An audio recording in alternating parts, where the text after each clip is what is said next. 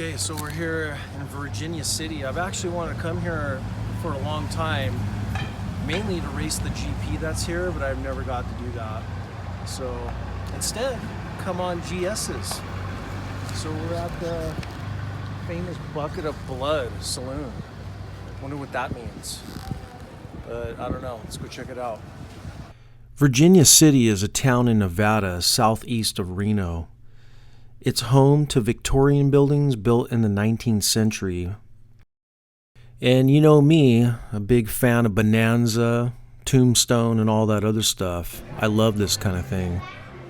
So the name Bucket of Blood Saloon actually came from, yeah, you guessed it, all the blood being cleaned up on the floor. A few things popped out to me while we were in this place.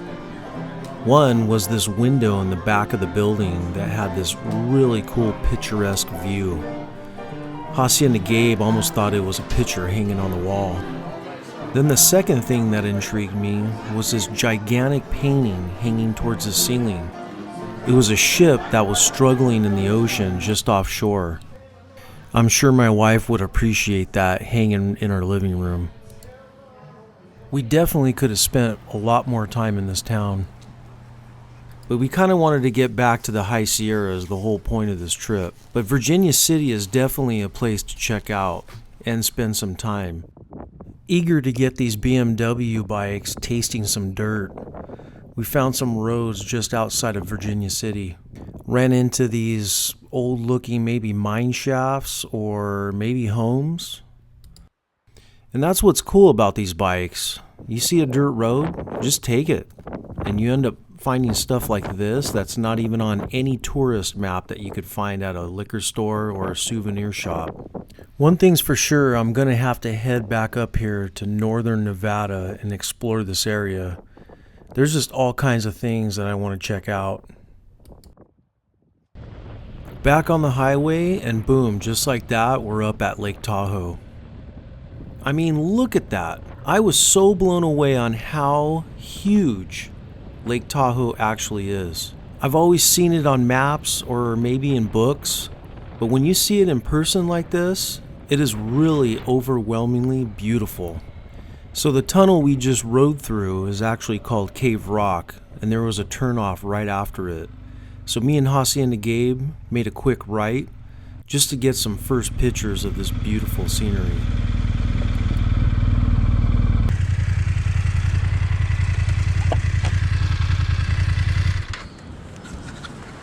Hi.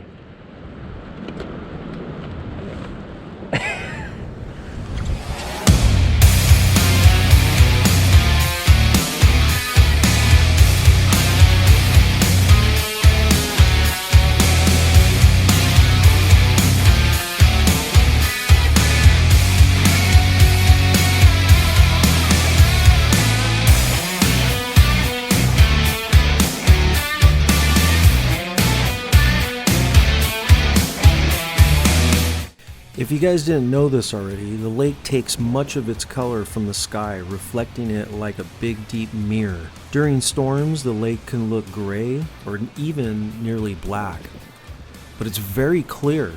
In some places, objects can be seen on the bottom in 75 feet of water. Much of the rainwater coming into the lake flows through the marshes and filters out the impurities to make it really clear. The biggest town on Lake Tahoe is South Lake Tahoe. This is probably going to be the busiest town in the area. So there's going to be a lot of stuff to see here. Shopping, restaurants, casinos, and I think even one of the ski resorts is right there on the hill.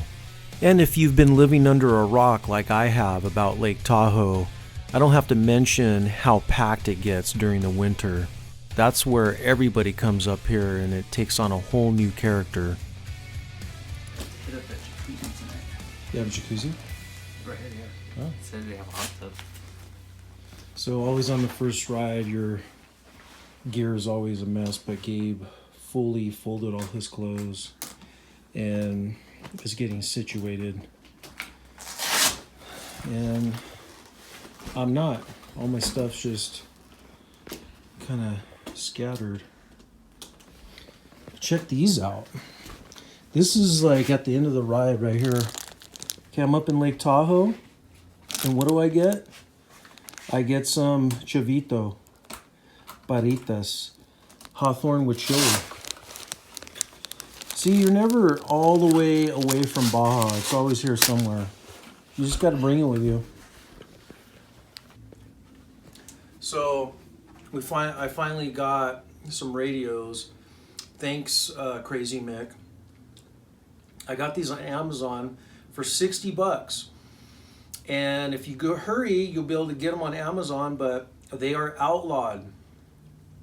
And they come with a little earpiece, and they're really powerful, probably 7 miles in sight. So we're gonna start using these on our trips, but thanks Crazy Mick. I think Crazy Mick's a little jealous because I have the updated version, but it's a scanner, all that ham radio stuff that I don't know about. All I know is I can talk to Hacienda Gabe and my buddy Baja George on the next trail ride. So there you go. You can check that out at Amazon.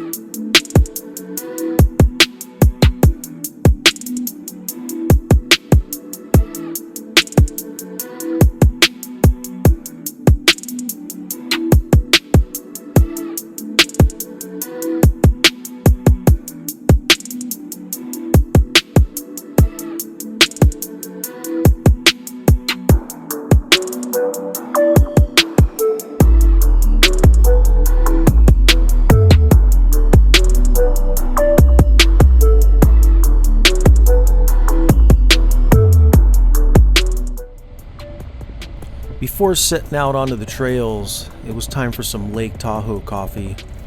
One thing I forgot to mention is up here, when that sun goes down, it gets cold.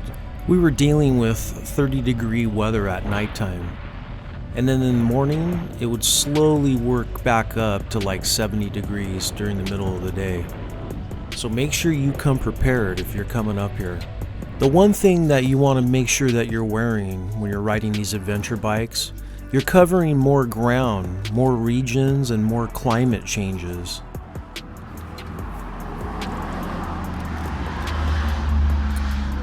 Right on, Dave. Did you get your coffee?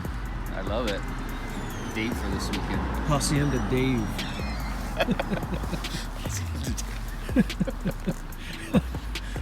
That's good. Hacienda Dave.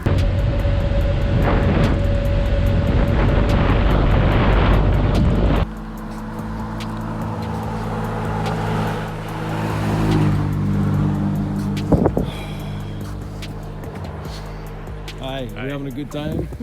Oh yeah. So I promised when I was following this on Google Earth, at some point this was dirt. So I have no idea when. Okay, so it probably will turn into dirt, right? Either that or we're going for a nice pavement ride. Should have rented sport bikes. I know.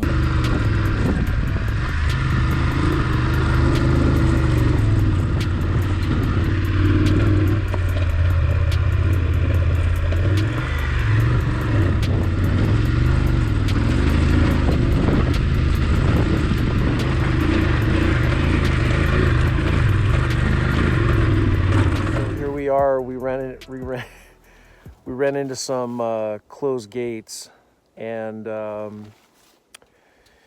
sometimes you just got to follow the little trails off to the side, and maybe you'll find your way back to the main trail. But here we are on the GS's, and we just went through some kind of gnarly stuff that made me a little nervous. So, but the bikes handled it, right? Right, Hacienda Gabe? They did well. Yeah. I was confident. So onward we go. Hey, don't go anywhere. Next week, I'm going to upload another episode of High Sierra Diaries Lake Tahoe. If you're new to this channel, hit that subscribe button because that's what this channel is all about. Seeing new places, experiencing new things. Isn't that why we're all on YouTube? We'll see you next week.